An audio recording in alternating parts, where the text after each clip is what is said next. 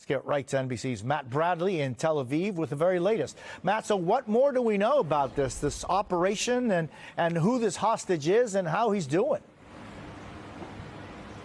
Yeah, his name is Khaled Farhan Al-Qadi, Jose. He's 52 years old, as you mentioned. He's a member of the Bedouin Arab minority here in Israel. And as you mentioned, he's been held since October 7th, well more than 300 days. And he was rescued by special forces from a tunnel in the southern Gaza Strip. Now, this is a man who has 11 children. He was a security guard at a kibbutz in southern Israel. He's from a Bedouin Arab community in southern Israel called Rahat. And so this man now, he's in stable condition, according to the IDF. He's at a hospital where he's undergoing observations by doctors. But, we've already seen pictures of him convalescing at the hospital. His family members have come. They're surrounding him.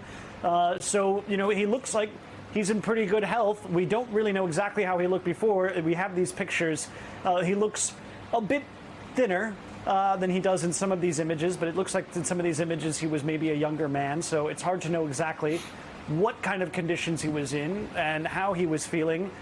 That is all going to be coming out, I think, in the coming hours and days. But, this is a situation that is going to be obviously a cause of celebration here in Israel. We've already seen, as we have in the past, when those 3 hostages, including Noah Agramani, were released or rescued a couple of months ago. We saw this image here of one of the lifeguards broadcasting this out on one of the beaches, this time in Eilat in southern Israel.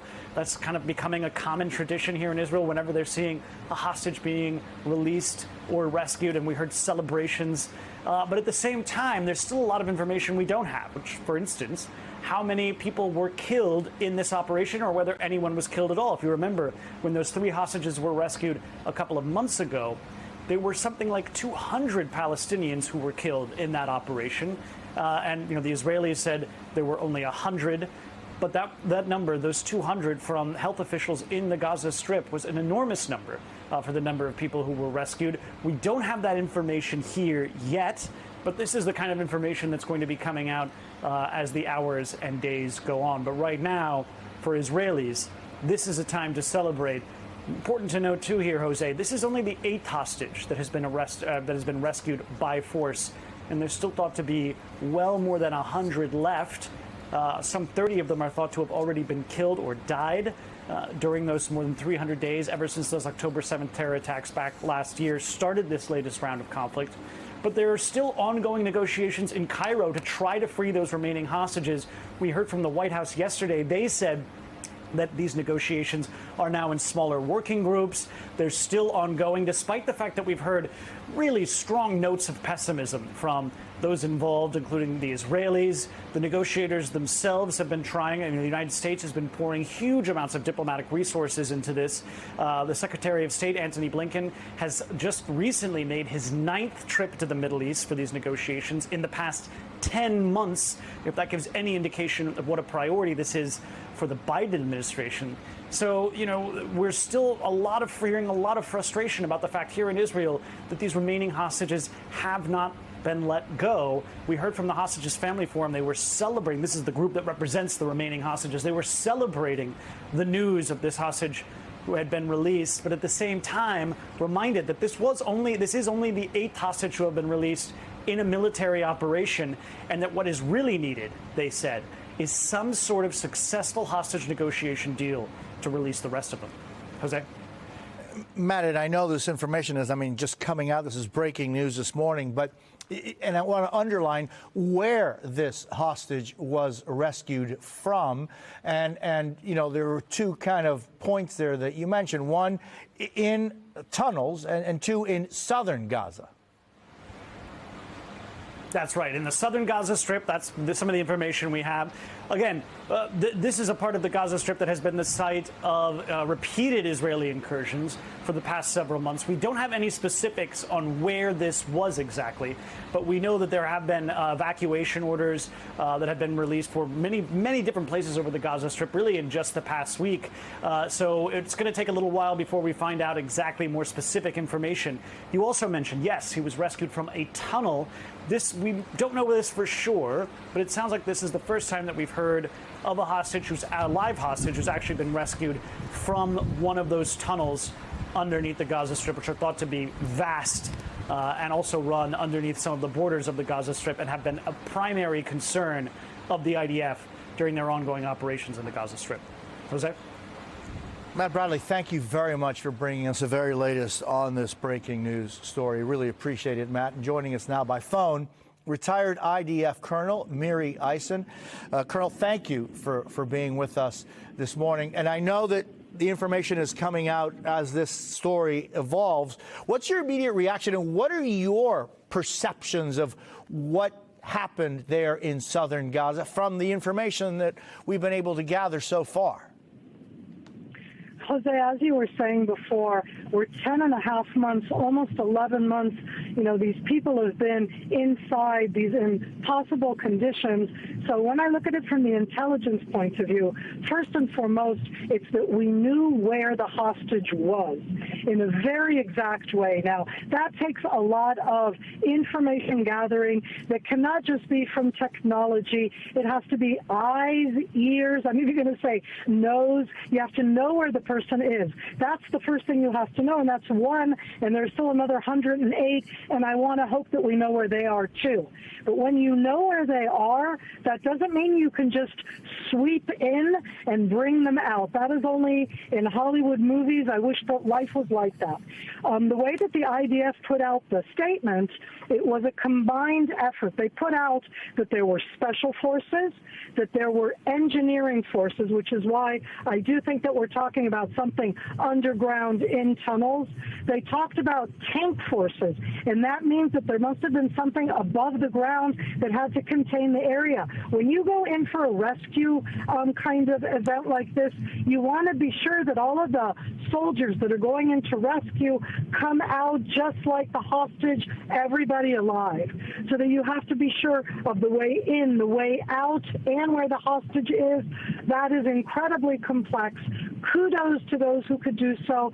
God, I wish we could do the other 108, but we still need to do diplomacy. I don't think it is. I've said before, 8 were done this way, but we need over 50 were done in an exchange. We're going to have to do another exchange to get back the rest.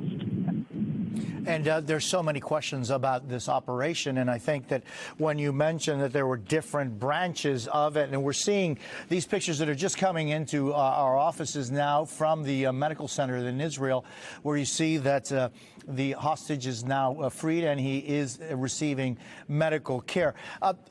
What is it like to be 300-plus days in what could be an existence underground for the entire time? So one of the things people don't realize is how unhealthy it is to be in an underground arena for so long. The air there, the lack of light, what it does to your eyesight. There are all sorts of things that most of us know. You have to get sunlight. It's part of things that the human body needs. So I'm just talking about the basics of no sunlight and the air itself, which is condensed underground. It isn't easy to breathe.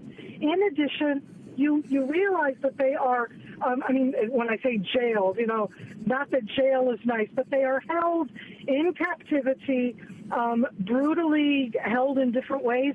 I don't know specifically about him. We haven't heard yet. In the pictures that I saw too, the first and foremost that you're seeing somebody who's looking at you, he's alive, he's smiling. In Israel, it's mainly a sense of relief.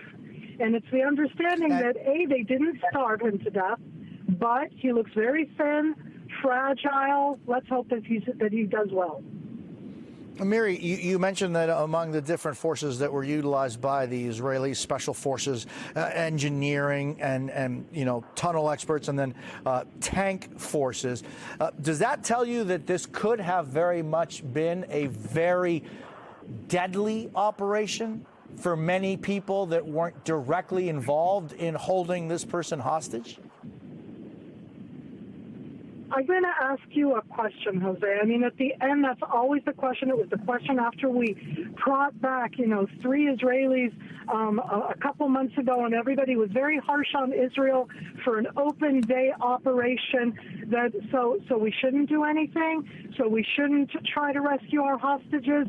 So that it's as if we're supposed to just stand still. So the tanks are going to be the backup. They're the heavy duty, and they weren't used. I mean, as I've seen what's been coming out of the Gaza Strip, because I've been reading the Arabic stuff, I want to see what they say about it. And they're not talking about, they don't know where it happened either, meaning that here it was in an area where you had overt Israeli troops, which is all over the place in the Gaza Strip, but the action itself of going in to retrieve our hostage seems to have been done in a way where there was no confrontation, so nobody knows where that happened. And I think that perhaps some of the secrecy, maybe there are more people there, maybe they can bring out more, I don't know. I want to hope. But I think that that's part of the secrecy, and that the tanks are there for the just in case. You want to bring out the hostage and the soldiers and bring them all back. And you know what? They can bring all of the 108 right now, and this would be over, as we all know, last 10 and a half months. Hamas took these people as a terror. So the operation is our way to get in and to do it on our terms. There is no easy way about. This one is, for at least this 52-year-old man, a happily ever after.